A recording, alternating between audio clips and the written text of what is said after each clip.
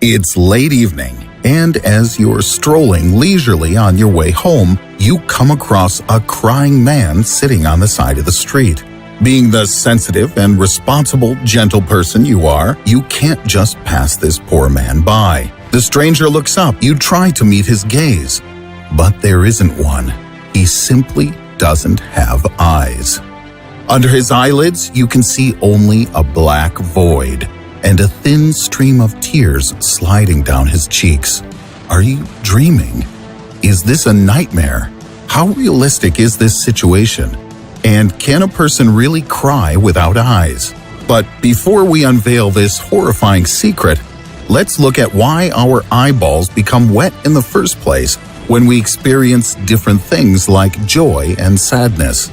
According to one hypothesis, at a time before we even became Homo sapiens, liquid coming from one's eyes reduced one's ability to see, demonstrating to enemies and predators that we archaic humans weren't dangerous. But somehow I doubt that a sobbing caveman aroused much sympathy with, say, your average, everyday saber-toothed predator. Reflex tears, also known as irritant tears, are much more explicable.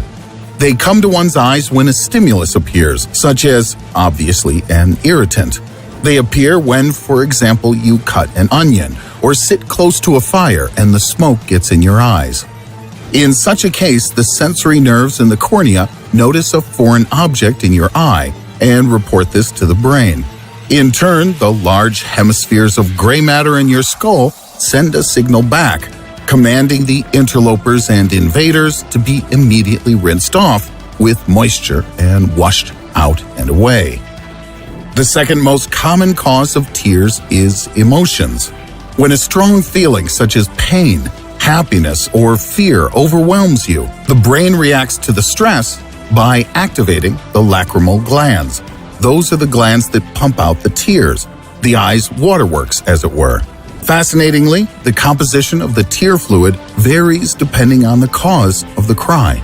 Reflex tears are 98% water, but emotional stress causes us to excrete a substance that includes some chemical elements that help to relieve pain and improve mood. Long story short, if you cut an onion you don't have any feelings for, then you get reflex tears.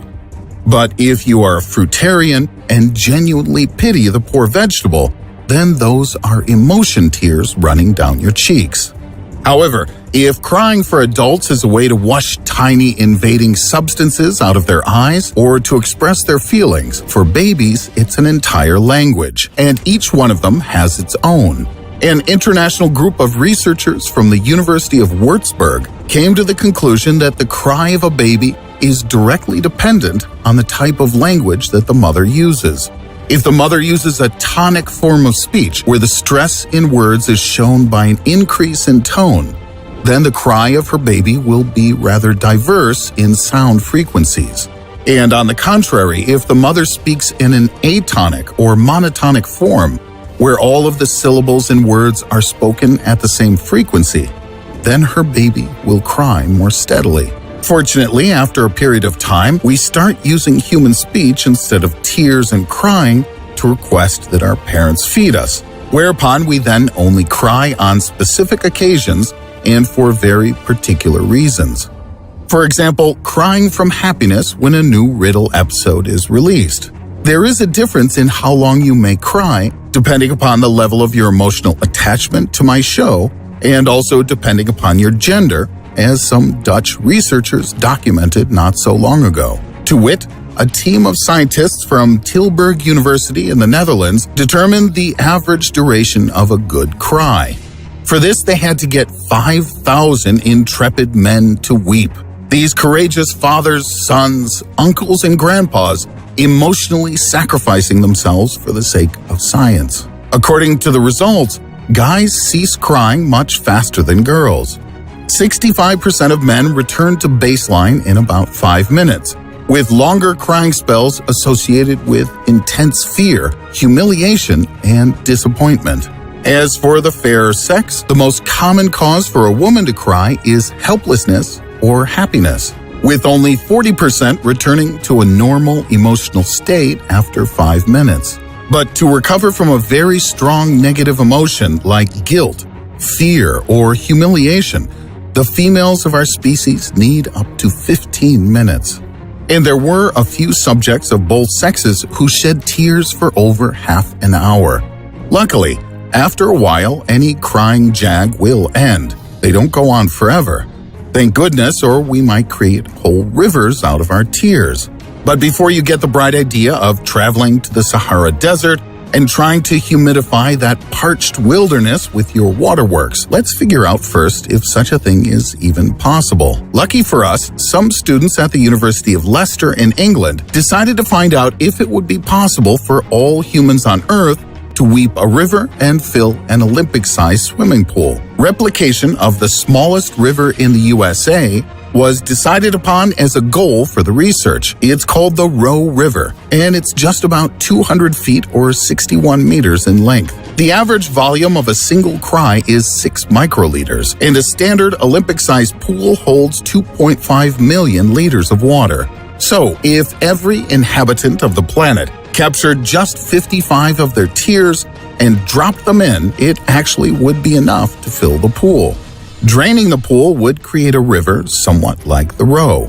Remarkably, the Roe at 61 feet is the smallest in the States, but it is a veritable Mississippi compared to the smallest river in the world, the 10-foot or 3-meter-long Kaukonjoki River in Finland.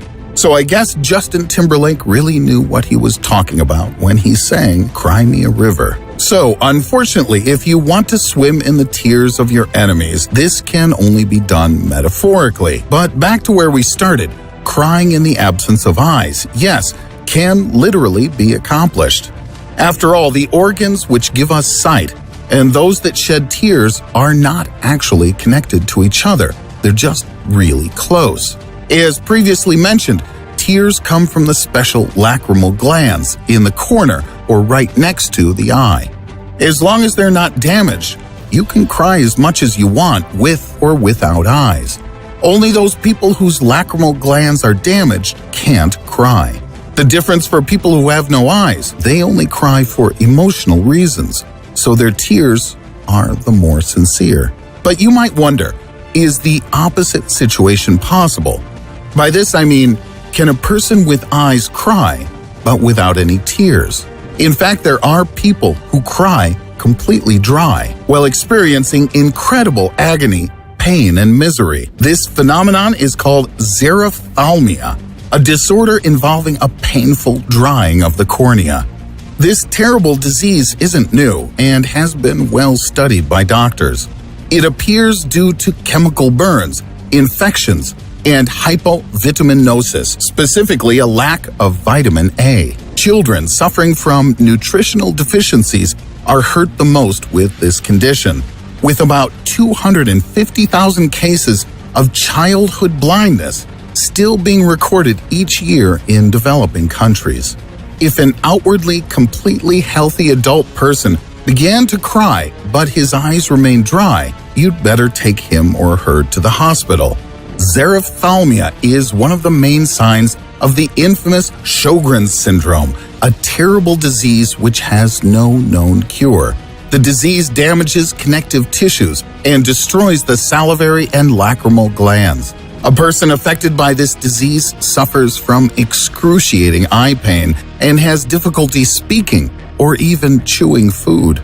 With time, the syndrome progresses and affects the vital organs. But even in the early stages, life for a sufferer of this syndrome turns into pure torture. At the moment, modern medicine can only treat the symptoms of this malicious malady by replacing the missing fluids of the body. It's pitiful to think that even the sadness caused by the suffering of those struck by this disorder must be expressed somehow differently, as they have no tears to show just how much pain they are in. But there is one person on earth who'd be more than happy to do away with their tears completely.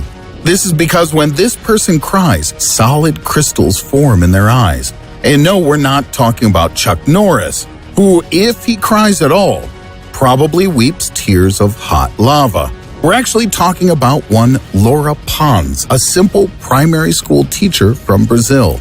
This woman's lacrimal glands secrete some kind of white matter, which, upon contact with air, hardens and turns into sharp-edged crystals, causing her pain. The school teacher often has to take sick days in order to rid herself of the accumulation of her unusual and painful tears. The first time this incomprehensible substance appeared in her eyes was at the age of 15. And for the next 20 years, Laura and her family dedicated themselves to finding an explanation for where these crystal tears came from. After a series of tests, it turned out that this unusual disorder is caused by an excess of keratin, the protein that helps make hair, nails, and the outer layers of the skin. This protein can, unfortunately, appear at inappropriate times and in the wrong places.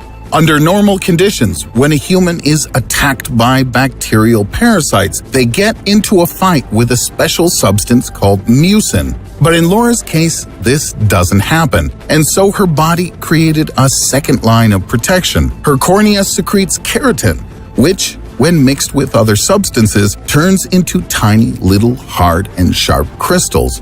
Doctors have, thankfully, finally figured out how to treat the appearance of these unusual tears. There is, however, still no cure for this bizarre disease. Thankfully for the rest of us, whether we have just tears or eyes or both or neither, we are all able to experience these feelings of joy and sorrow that make us truly human. If you like this video, give it a big thumbs up and don't forget to subscribe to our channel. Click on the bell button to be the first to know about our new videos. And stay with us, because the best of Riddle still lies ahead.